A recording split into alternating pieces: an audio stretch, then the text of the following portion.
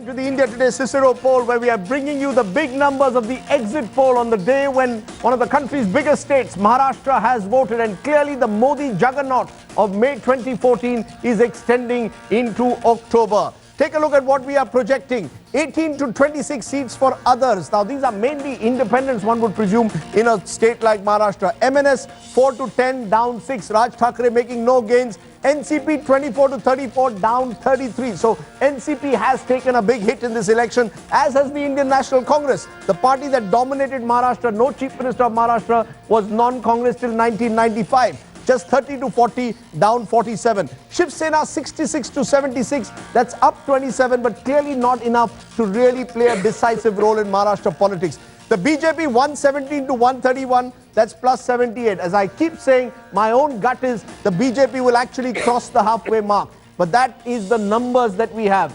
In a split vote, that's what is the numbers that we have. What are the big takeaways? Modi emerging as the BJP's unquestionable trump card, because in Maharashtra, he has addressed more than 24 rallies. He's really focused on Maharashtra in a major way. That's very clear. The other big takeaway, BJP's solo gambit may be paying off in Maharashtra. It is establishing itself as the #1 party of the state. The other big takeaway, the bitter Maharashtra divorce cost Congress NCP. Had they been together, they might have had at least some chance of redeeming their position. Divided, it's clear that they have no chance. The index of opposition unity is destroying them.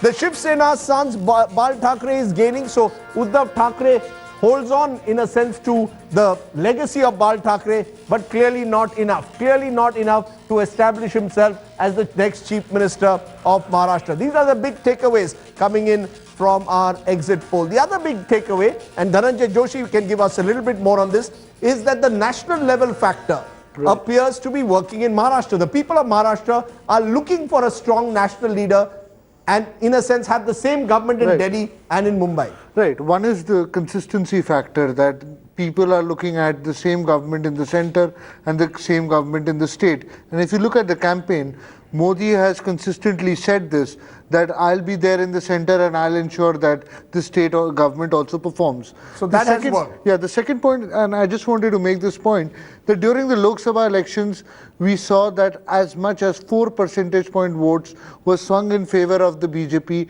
just on the leadership question. So leadership is something that this new India, that the India that's changing, is looking at. Okay, and, I take your point. Leadership is a question. I just want to take a couple of another couple of takeaways on Maharashtra. Marginal players may play kingmakers. Remember, there are a number of smaller parties and independents. If the BJP falls short of a majority, they will play a big role as per our survey.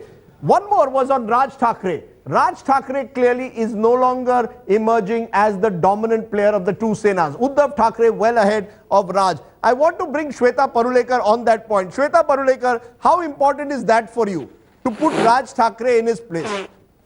Okay, Shweta Parulekar of the Shiv Sena has left us at the moment, but I get a sense that that is another factor that has played a role in this election. Where is Raj Thackeray and what is his role could become an important factor in this election. But Mani Shankar Iyer, the central question is the Indian National Congress. At the end of the day, this is a state which I said, you've not lost an election in 40, 45 years. From 52 to 90, Congress dominated Maharashtra politics. Are you today willing to accept and say the Congress is a party in decline? Are you willing to at least accept that? Certainly it's in decline compared to where it was earlier. But I take your own figures. Yes, we lost in 1995, but it took us only 5 years to come back. And when you look at the figures that you're giving, assuming they're correct, then the Congress and the NCP together have 31% of the vote. And I also take heart from the fact, although you've been denying me the privilege of doing this through much of the evening, that 73% of the people of Maharashtra, despite the fact that there was a BJP candidate in every constituency, did not vote for the BJP. No, but that is like in the general elections. You said the BJP won only 31% of the vote. So that is what, 69% but that's exactly what gives one hope. The fact is, it is a first past the post system, India is a first past the post system. Rajdeep, I'm not denying that they won the election. Yes. What I'm saying is I'm looking to a future where when you use words like decimated, finished and so forth, I don't buy it at all. There is plenty of scope for the Congress to come back, as it has done repeatedly in the past, in the states as well as in Delhi. You know, Congress started with something like 34% in 1964 when there was no BJP. In 1980, BJP was 7% compared to Congress's 33%. And today, Congress is coming down to something like 14%, whereas the BJP is going up to 30%. So even otherwise... So you're saying that you believe the BJP is taking the space that was once occupied by the Congress. Exactly. Your belief is that the Congress is increasingly about history, the BJP is making history. No. It's not only that. It's not only that.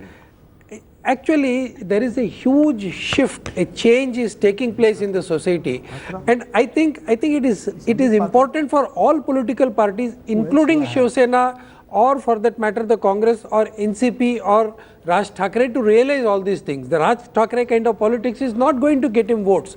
The kind of politics that Shiv Sena has been playing is not going to. This time when the Shiv Sena BJP talks were on, it seems Uddhav Thackeray wanted the meeting to take place in Matoshri. So you're saying that the old style politics of Marathi Manus, the politics of regional chauvinism will not work. Has the BJP also learnt a lesson? Because in the Uttar Pradesh election, Mr. Seshadri Chari, in the Uttar Pradesh elections, in the by-elections, you put up an Adityanath and you played the politics of love jihad. It didn't work.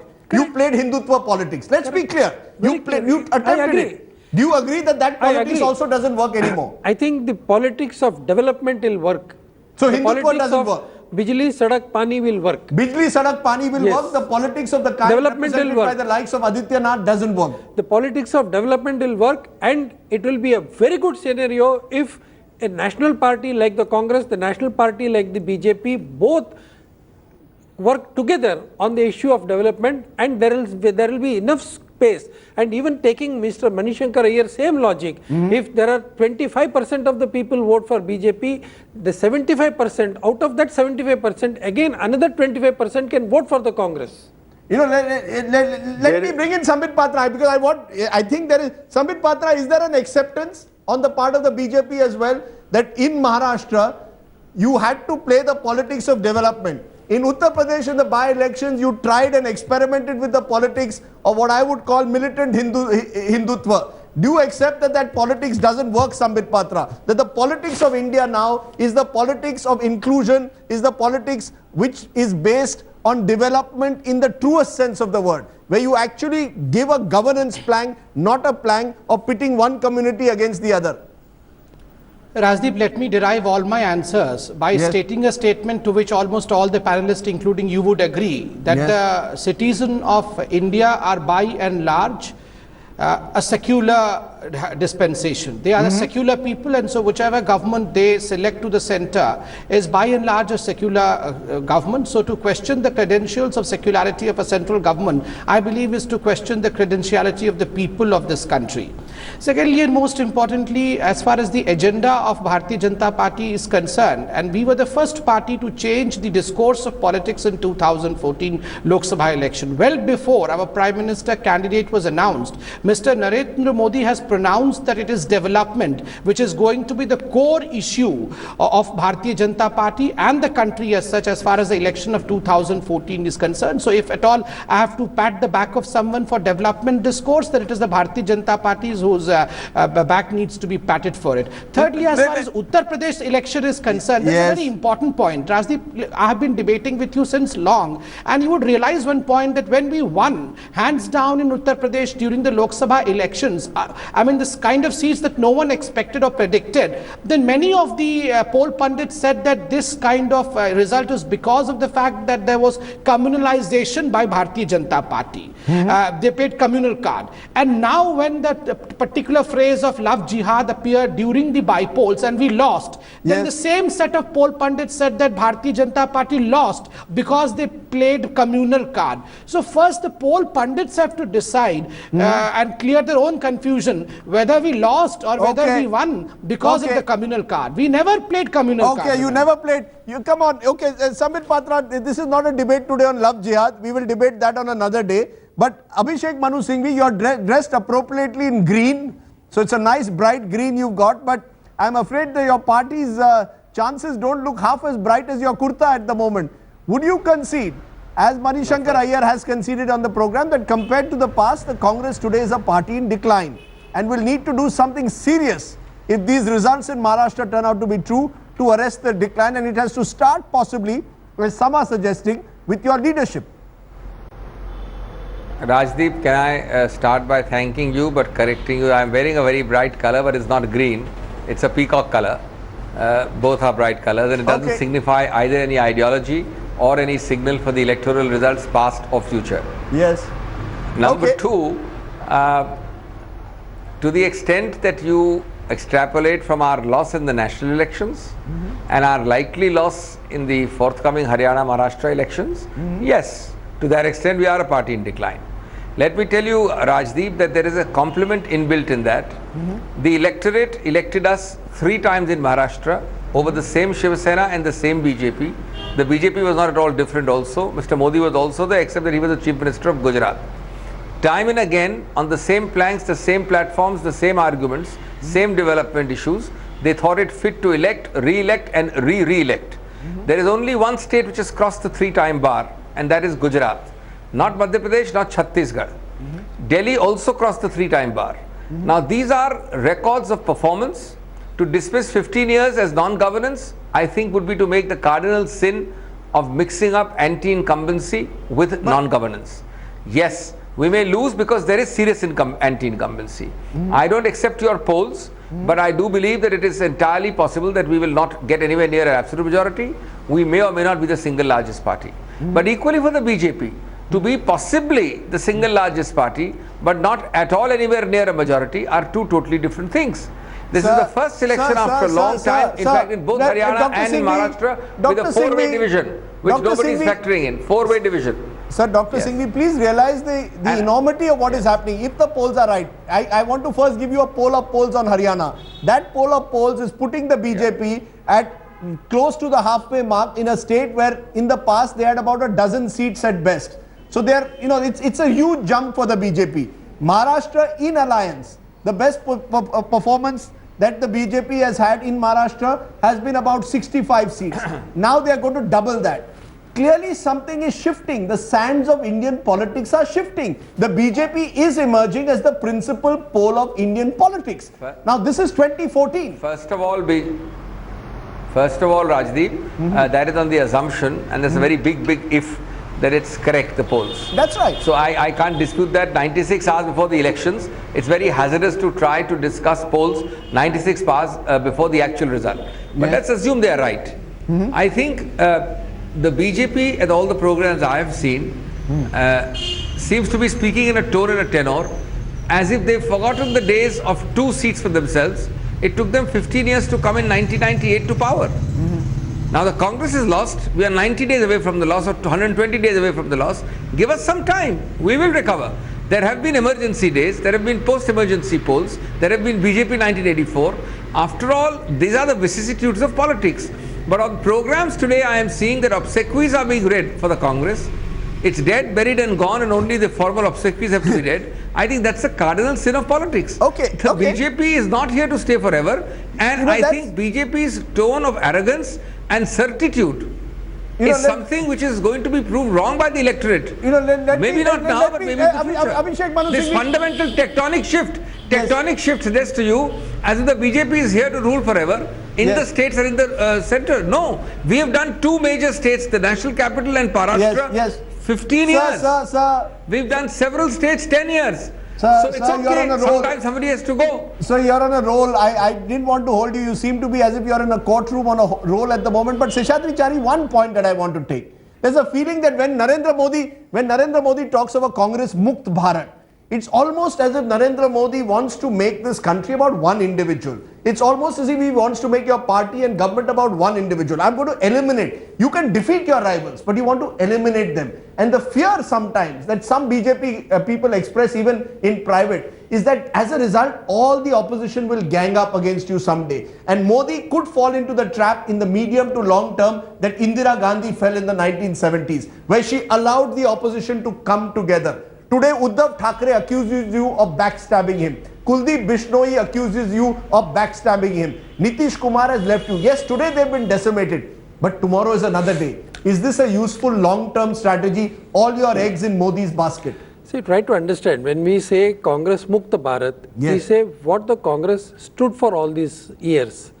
The kind of politics that the Congress party played. So it's not about the party, it's about their politics. It was a divisive ideology on which they played, and this is exactly what we did not want. Whenever the Congress has really risen to power, whenever Congress had a very strong and decisive leader, and when the Congress fought on the basis of an ideology or probably on a basis of issue. Remember 1971, Mrs. Indira Gandhi's issue was not divisive politics but Garibi Hatao. That was a slogan which was bordering on what we said now, a development slogan. So I think this is the factor that the Congress party should realize. Number one. Number two, there are positives, we are not talking negatives. We are not talking you. Even Narendra Modi has number of positives. Is he also going to in danger of replicating the negatives of being arrogant? Will he see if you win Maharashtra, if you win Haryana, will it mean that you will do Ekla Chalo Re in every state? See, the problem is the kind of politics that these parties, the regional parties, have also been playing. There was no way we could have gone along with these regional parties with their limited parochial viewpoint on these issues. It's interesting that today you found, it has taken you 25 years to realize that the Shiv Sena is a regional parochial party. I'm glad that you finally realized. But it took you 25 years, which is what Uddhav Thackeray said. That is why you use them. That is the reason I was the General Secretary of the Bombay BJP. I know, I have worked with Shiv Sena. That is the reason why Shiv Sena also joined hands with BJP to have a different kind of I'm glad that you are saying though today. On which they could fight elections, and they fought elections, and we have won elections on that basis. The long-term challenge for the BJP, Manishankar Iyer, is clear. The long-term challenge for the BJP is to decide the direction in which they want to take the political party. And how Narendra Modi will ensure that the party institution is strengthened and it's not about one man. The challenge for the Congress is your leadership. The same. Where is your leadership? You don't have a leader. New India wants to know who is your leader, sir. Maharashtra wants to know who is your leader. Haryana wants to know who is your leader. We have two leaders. Who are they? We have the president of the party and the vice president of the party. They are proving to be not good enough. My view is that if the Congress party, one, goes back to a strong ideological position, and two, reverts to the politics of 2004 when they put together a very large and impressive alliance, we'll be able to challenge at the present stage of the evolution of our democracy the apparent dominance of 27%.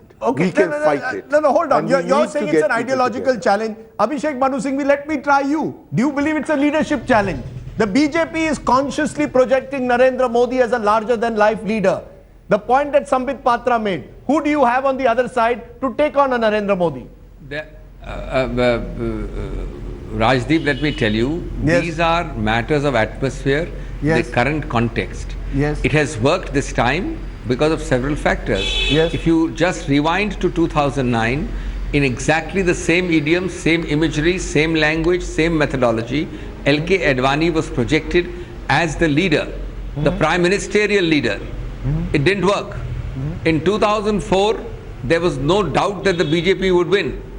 There was this hype and hoopla. You see, these are all matters of the time. Now, it is true we had 10 years. It is true we got a very bad press in the last 2 of those 10 years. It is our bad luck that most of the wrong things happened in the last 2.5 years, and the effect of that stayed. But from that to extrapolate, you're running away from the leadership question. You're running away. India wants to know who is your leader to take on a Modi. That's a very fascist position for you to take. That's a very fascist position. That's a fascist. It is not. It's not a question of two leaders. One minute, one by one. Yes. Rajdeep, let Abhishek speak. One by one. Yes. The same leadership with the same leadership. With the same dynasty issue, with the same leadership, with the same dynasty issue, which was flogged repeatedly by the BJP in 2004 and 2010, and in several states 3 times over, same argument was raised. So don't think that something has changed radically. Yes, times have changed, the leader has changed, it will come back. It will require to change ourselves, no doubt, but it's not a permanent feature. The times have changed, and to borrow again from the title of my book, which is out next month, 2014, the election that changed India. Has India changed? Is the question the Congress has to answer. But you want to make a point, Sambit Patra. I didn't allow you. Go ahead, tell me your point. Yes, two quick very essential points. First and foremost, quick point. Yes, I mean, first and foremost, look, I mean, we have been discussing as if the Congress Mukt Bharat phenomena is moving towards an authoritarian or a uni-party rule. Remember, it is not as if we are proceeding with a Ashwamedha Yagya kind of thing where a horse is released and territories are captured. We are moving in a democratic manner. It is the people who want a Congress Mukt Bharat. It's not that we are forcing the people to vote for Bharatiya Janata Party, and that is only because of the fact that what people wanted out of Congress was not delivered to them, and that's the reason as to why they are choosing BJP. So don't call it authoritarian rule. Secondly, and very importantly, as far as the leadership question is concerned, let's remember one thing. Organization versus person is a very different story. We bounced back from 2 Lok Sabha members to this position only because of the fact that we had an organization, and Congress lost all these years only because of the fact that, remember, persons are never immortal. Organization is immortal, and you will see that in all those states where the leadership is concentrated in one family, gradually all these leadership will crumble down, and Bharatiya Janata Party will take the center stage. Because you'll take the center stage. At the end of the day. You'll take the center stage, but you're not on an Ashwamedha Yagna through the country trying to conquer state after state. I'm going to give the final word to you, Dhananjay Joshi. Come Sunday, are you willing to stand by your figures? Because my figure is that the BJP will get a majority versus you who are saying they will fall short of a majority. Little short of a majority. Will need their allies. They are going to. BJP has got about 20 odd seats where they have allies. Then there are other smaller parties. So let's see what happens. Let's see whether the India Today Cicero poll is proven right, or gut instinct, which suggests that maybe the BJP will squeak home in Maharashtra and script history. It appears at the moment that the winds of change are still blowing through several parts of India. Manish Agaraya, Seshadri Chari, Abhishek Manu Singhvi, Sambit Patra, Dhananjay Joshi, appreciate your joining us. In a moment from now, Rahul Kanwal will tell us what is happening on the ground in Mumbai. He will dissect those results for you with the mood from the ground. Election Express is up next on Headlines Today, the channel to watch when it comes to elections.